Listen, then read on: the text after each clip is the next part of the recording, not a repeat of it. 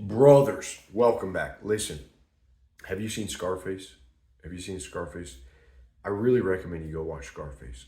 I would also pair that. Watch Fight Club first if you haven't. A lot of you guys have probably watched Fight Club. Maybe you've watched Scarface. Watch these movies, and I'm telling you, this is gonna blow your mind. All right, I find this cool as hell. I talk to you guys as friends. The whole, the whole voting process is over. Trump's going to be our president. Let's drop the politics. Let's get back to real life, baby. All right, we can be cool if you agree with me or not. We're just men. We have two little nuts hanging right here. We can get along. And I think that this film right here is just a masterpiece of a film. I had never seen Scarface. My friend Fabian in the High Thumos group told me 2 years ago, Eli, what the hell, man? You've never seen Scarface? He's Cuban, by the way. Tony Montana in the film is Cuban. He's like, what the hell, man? You never seen Scarface? He said, all right, do me a favor. Don't watch it. Wait for me. Wait for me when we meet up again. Let's watch it. Let's get all the boys together and watch it. So we had like 20 guys circling around the couch. Just some had seen it, some had never seen it. I was surprised because I thought everyone had seen Scarface. We turned the shit on, dude. And I'm telling you, what ensued was just a philosophical rabbit hole. Our minds were riffing ideas. We watched this movie. We stayed up into the wee hours of the night, had to catch a plane the next day. We didn't care. We stayed up till like 6 a.m. Me, Nell, Marco was there in the group. We had Fabian. We had a couple guys. We were just talking. Then we had Cole come in. Ebba was passing on the couch. I mean, it was amazing. It was beautiful. And I think we really got into just understanding the psyche and the culture as the years go by. For me, I'll start this out by saying Scarface, first of all, was a 1983 film that was not accepted well, ended up become a masterpiece. And our fathers had all probably seen this. Our fathers had probably, had that grit in them a little bit. If you look at these older movies, the way that men talk to each other is a little more rugged. You American, you faggot. Essentially, they were saying we weren't afraid to say gay. They weren't afraid to curse each other out, get into it a little bit. It wasn't all this backstabbing bullshit. It wasn't any bullshit. It was kind of in your face. You talking to me? You're gonna talk to me like this? Die! And you're gonna do this? No, dude. That shit is real. That's real life. Face to face. Before we had the cowardly way of, shitting on each other in the comment section or on Twitter. So as time goes on, you see men become softer, less face to face, but you also see the psyche of man kind of become something that is less about who you are, your balls, your balls, as Tony Montana says. As time passes on, men don't have the balls and their word and their will. That's what Tony Montana represents in Scarface. Is a man for good, for bad. He's considered an evil guy, and you can find thousands of video essays on Fight Club and Tyler Durden and the psychology of Tyler Durden and this and that. And I've made some myself. Dude, you look for Scarface. I mean, this shit gets buried under piles of other videos. Maybe you'll find, the evil psychology of Tony Montana. But you never really see, them praising this character or them, kind of trying to understand this character for more than just being this evil kind of drug guy that got super high on cocaine. I think Tony Montana's character is brilliant. I think Al Pacino did a brilliant job of sort of getting into this character's shoes and not letting up for 1 minute. For instance, in the movie, the only time that you see him kind of not break character, but you learn a different angle of who he really is when he's in the car with the guy. The spoilers. He's in the car with the guy, the assassin, and the guy's gonna kill some kids and a woman. He's like, "You're gonna kill kids and a woman?" He's like, "No, I didn't. This is so fucking bad, man." He's like, "This is so fucking bad." He gets pissed. He's like, "No, I didn't sign up for this, man. We ain't doing this shit." Boom, and he shoots him in the head. He die. He freaking rips his head apart, man, with a bullet. And so his character is just always in the frame. I mean, it's amazing to witness this character. He's always in frame. There's so many lessons here that a man, if you're actually intelligent enough to study character and understand frame and not be a sort of flip-floppy man in this world, because a lot of men have like a worm inside of themselves right now. It's a very feminine worm. It's a woman worm with big titties and a sour vagina writhing through their body. Many men these days are very emotional. They're emotionally charged. They react to everything. They don't stand for nothing. They don't have balls to stand up for anything. It's just like it's like they have fairy dust inside of them. Fairy dust sprinkled all over them. So, this movie will actually help you extract this fairy dust that the media has put on you, this faggy fairy dust, I call it.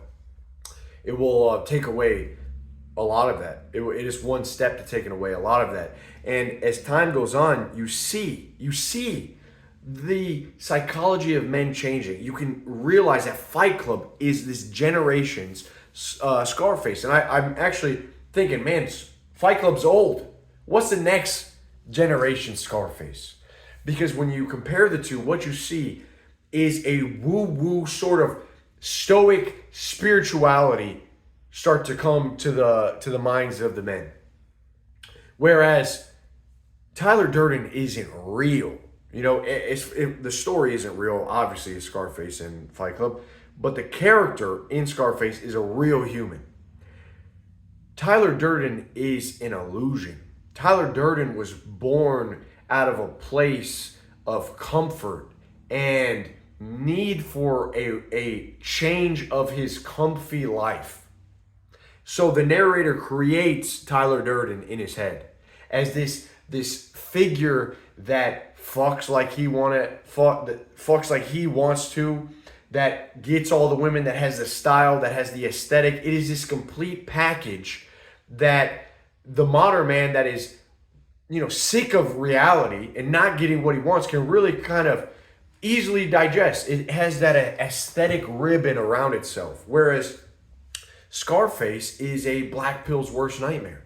Scarface is a person that is stuck in self-improvement. He would look at Scarface and be like, it's, what is this? It's just a guy that's, in the mafia selling drugs. No, it's so much more than that, though. But you have to understand that the sickness of, as we go through time, the mind has changed. And I'll tell you this, Scarface is about reality.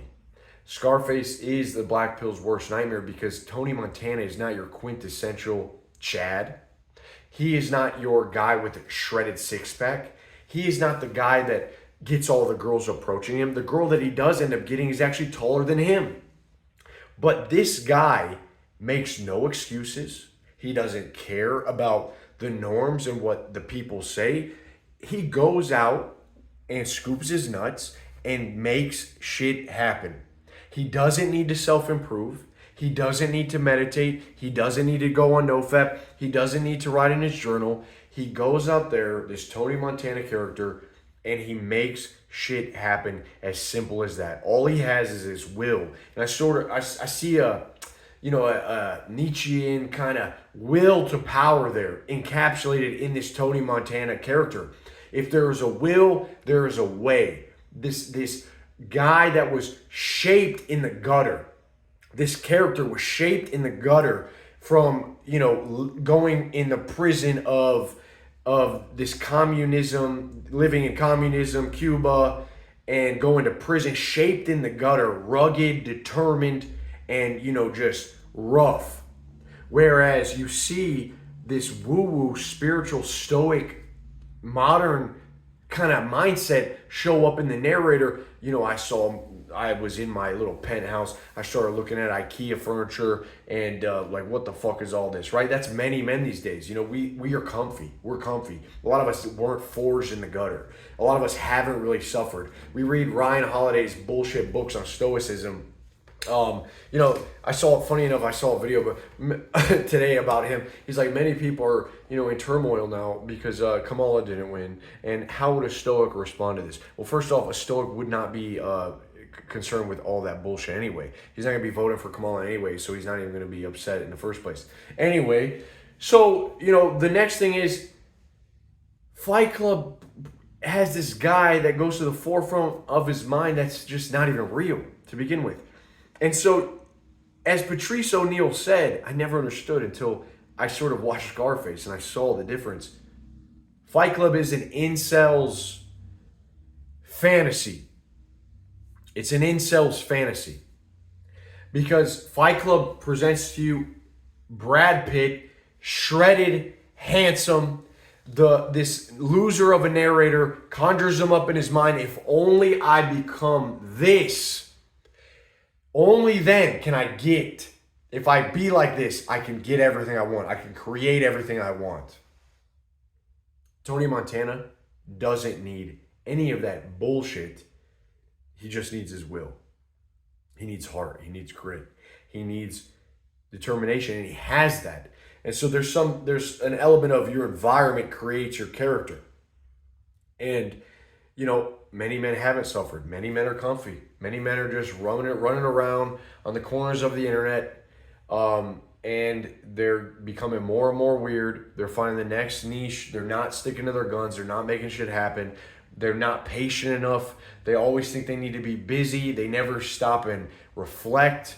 They never stop and consider where the hell their actions are taking them, where they're going, where they even want to go. Tony knew, man, in this movie, where the fuck am I going? I'm going to get what's coming to me. I'm going to get what's coming to me. And I find that so fascinating. Whereas in the movie Fight Club, you have the narrator in this house. And I never saw like this. I was talking to Fabian. I'm like, dude, holy shit. The house in Fight Club that he lives in on Soap Street, right? The rundown, it has water in the basement, mold growing, the lights flickering. And guess what? He's sitting there and he's hearing the Chad version of himself banging the salute that he wants to bang. And he's sitting there and he's like, I have become a stoic Buddhist warrior monk. Something of that nature. He's like, I have become a perfect Zen master. He's brushing his teeth. Why he's having all these lustful thoughts. The house is the literal mind of the narrator. None of this shit exists, by the way, in Fight Club. That is the biggest plot twist that no one recognized until this guy made a video about how no one's real. No one's real. The house isn't even real. The house is a metaphor for his mind, and it's decaying. The lights barely flickering on in the background, while the girl's just getting pounded out above stairs. I mean, does that not represent the modern man? All of these this lustful desires, watching porn, having these images flashing through his mind, wanting to be better, but then keeps fucking up somehow in a constant war with himself. This illusion, this trap of self-improvement, always trying to improve but never really getting anywhere, and in the end just becomes a simp. I can't tell you how many guys that I've talked to in this realm that were so into self-improvement, and then it's all for naught. They end up simping for a girl at the end, just like the narrator. They end up getting heartbroken by a woman. They gave all their power to a woman. It's all bullshit, dude. It's all bullshit. Guess what happens to Tony Montana? Another lesson is when the girl at the dinner scene, which is probably the best scene in the movie, she says, I'm divorcing. I'm not going home with anyone. I am leaving you. He says, good. See ya. He's not shaking even a little bit. He says, she'll love me when she has another Quaalude. It's not a big deal to him. He's got more important shit to worry about. Again, you can judge from an outside perspective if what he's aiming at is good enough, but to him, it's good enough.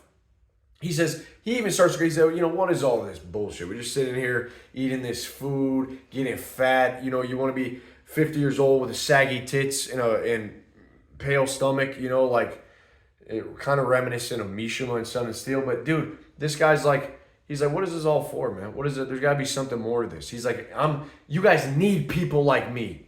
Need people like me to be the bad guy so that you can point and blame that, this guy's the bad guy. This guy's the bad guy while you guys live your little shitty lives stuck in the trap. That's Tony Montana. He said, I'm the bad guy. Make way for the bad guy. Bad guy coming through. Anyway, where were we at? The house is the narrator's mind. And when you look at that, you just see the modern man going into their little cave, trying to be stoic. Life will make you stoic. Okay, I've said this before. Life will make you stoic. There's no book that's going to make you stoic. Ryan Holiday's not going to make you stoic. Marcus Aurelius is the source of that, by the way. You should just go to the source if you want it. Meditations, Seneca, people like that. But this woo-woo spirituality, this self-improvement trap that so many guys fall into, when all you don't need the looks, you don't need the success, you don't need the shreddedness, the aesthetics, you just need the will. Tony Montana says to Manny, when he goes to approach a girl, and Manny's like, hey, you know how you get the girls? You stick your tongue out like this. He's like, oh yeah, go ahead and try that. See if it works. And then he tells him after he gets slapped in the face, he's like, listen, man, in this country, first you get the money, then you get the power, then you get the women.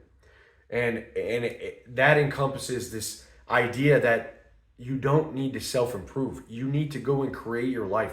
A very simple life. You get the money, you get the power, you have purpose in life. You go do something. You use yourself in a way. You use your time to be useful to other people. And that's how you get the power. That's how you get what you want. So many guys have become so weird. They try to finesse their way into some pussy. They try to swindle their way into some vagina. They try to use game, or they use all the dating apps. This guy, Tony Montana, goes to the girl that he likes, the boss's girl, and he says, you are my tiger. He said, you are a tiger. You belong to me. You belong to me. Now, guys would look at that as, oh, this guy's a simp. This guy's head over heels for it. No. That is the modern sickness, thinking that's a simp. Our fathers did this, dude. This is the natural way of things. It's not simp. It's just an extreme form of knowing what you want. You're a tiger. You belong to me.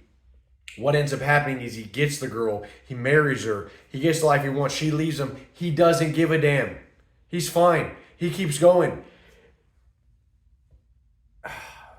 It's amazing. It really is good. Really is good. A lot of parallels to life. Another thing that you could see is his use with cigars. As he takes on more responsibility, he starts to get stimmed up a little bit. You kind of see him with a Cuban cigar in his mouth all the time. He starts smoking. Then he ramps it up a little bit. When shit starts, hitting the fan, he starts doing a line of coke with the cigar. Then next thing you know, dude, he just got a freaking pile of coke, and he just freaking ripping from the little mountain of coke. And it's getting him paranoid, and it's making him go insane, so you don't want to stim yourself out. But again, wow, just thought about that. I mean, that's kind of what you have in Fight Club, where Norrin was stimmed out, on the plane. He was at a point where he was comfy. And out of that, he needed something more, so he created Tyler Durden to create a war. Interesting, very interesting. Maybe got to think about that more. But what else to be said on this? Because, I just want you guys to go watch this. I had such a good talk with this. We see the culture, man. We see the culture of men. We see, guys, look, we're in this together. How does your life look? Do you find yourself stuck in the self-improvement trap? Do you find yourself thinking that if only you had this, if only you had that, you could finally get what you want, and you're doing all this bullshit activities, you're being busy. Being busy is for slaves, dude. Being busy is for the ants. The ants are busy, right? All right, you're not an ant. You're a damn man. And so you need to go and figure out what you need to do, make shit happen.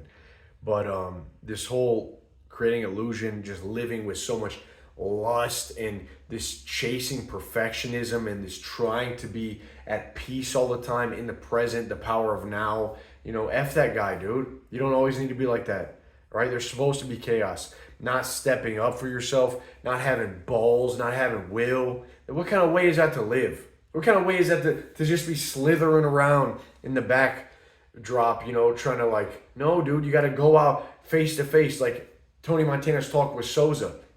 He's like, listen, man, you wanna kill me, then do it now.